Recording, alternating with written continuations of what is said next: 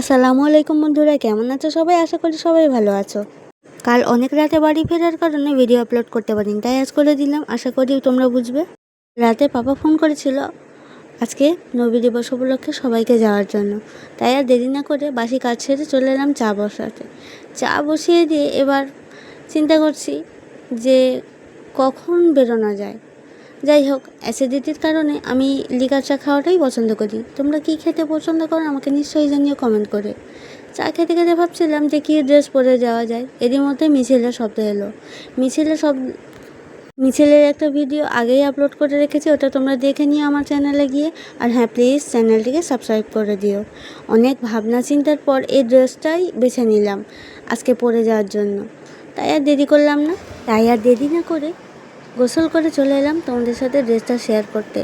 এটা নিয়ে দুবার পরছি, তবে এর আগে একবার পরেছিলাম, তখন খুব ফিটিং ছিল। এখন একটু স্লিম হয়ে গেছি। যাই হোক, মেকআপ করে এবার হিজাব পরে নিলাম। এবার বেরিয়ে পড়লাম বাড়ি থেকে আমার ননদ আর ছেলেকে নিয়ে। তোমাদের দাদা একটু লেট করেই যাবে, কারণ আজ জুম্মার দিন, নামাজ পড়েই তবে উনি যাবে। তারপর চলে গেলাম একটা কেকের দোকানে। ছেলে বলছিল ওখান থেকে নিয়ে নিলে হয়, কিন্তু না, মিও আমরের কেকই পছন্দ করি। অন্য দোকানে কেকগুলো না সফট হয় না। মিও আমরের কেক কেনার কারণ হচ্ছে এটা ফ্রিজে না রাখলেও টানা 6 দিন পর্যন্ত এমনি খোলা জায়গায়ও রাখা যায়। তবে এখানের কেকটা খুবই সফট হয়। আমার এখানের ভ্যারাইটি আইটেমগুলো খুবই পছন্দ হয়। তোমাদের কেমন লাগে নিশ্চয়ই জানিও। তবে ছেলে আমার এখান থেকে কেকের চেয়ে কাজু বরফিটা খেতে বেশিই পছন্দ করে, খুব ভালোবাসেও। তাই ওর জন্য দুটো কাজু বরফি আলাদা করে নিয়ে নিলাম। তো কেকের দোকানে রবিবার আর বুধবার এই দুটো দিনে প্রচণ্ড ভিড় হয়। তবে আজকে নবী দিবস উপলক্ষে খুবই ভিড় এখানে, সেজন্য পুরো ভিডিওটা করতে পারলাম না। তাই আর দেরি না করে বিল পেমেন্ট করে চলে গেলাম টোটোয়।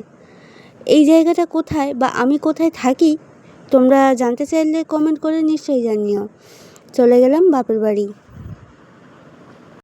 আর প্লিজ বন্ধুরা, চ্যানেলটিকে সাবস্ক্রাইব করে দিও। আমি অন্যদের মতো ভিডিও শ্যুট করতে পারি না ঠিকই, তবে যথারীতি চেষ্টা করছি ভিডিও শ্যুট করার। ফাইনালি এবার বাপের বাড়ি পৌঁছেই গেলাম। টোটোর ভাড়াটা মিটিয়ে এবার ঢুকে পড়লাম বাপের বাড়ি। আমার আর যাওয়ার পর থেকে খুব একটা ভালো লাগে না আসতে, তবুও পাপার মন রাখতে এখানে আসা। ফাইনালি অনেক দুপুরে হয়ে গেছে আসতে, তাই জন্য আর কোনো নাস্তা না করেই বসে বললাম খেতে। পাপা আজকে নিজে হাতে বিরিয়ানি রান্না করেছিল। বিরিয়ানি রান্না আমার পাপা খুবই ভালো করতে পারে, বেশিরভাগ উনিই করে। এবার তোমার দাদাকেও খেতে দিয়ে দিলাম। বাড়িতে ওনার কাজ ছিল তাই উনি চলে গেছে। তারপর সন্ধ্যায় বেরিয়ে পড়লাম বাজারে অনেক কিছু কেনাকাটা করা ছিল, সেটা তোমাদের পরে বলবো। আসলে ছোটোবেলায় যখন বাজারে আসতাম পাপার হাত ধরে, তখন মজাটাই আলাদা ছিল। আর এখন বিয়ে হয়ে গেছে, এই বিয়ের পর প্রথম বাজারে আসা আমার।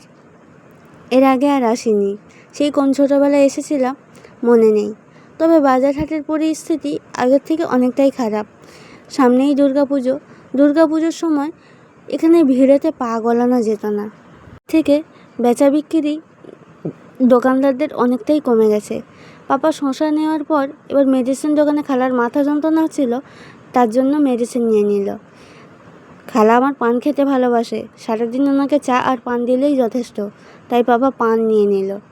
আসলে আমার মা মারা যাওয়ার পর থেকে আমার মাসি আমাদের বাড়িতে থাকে। আগে থেকেই থাকতো, তবে উনি পার্মানেন্ট এখন থাকে। একটা হাই স্কুলে মিড ডে মিলের কাজ করে। ফ্যামিলিতে আমরা 4 জন মেম্বার ছিলাম, আমি, মা, পাপা আর আমার একটা ছোট ভাই, সঙ্গে খালাও ছিল।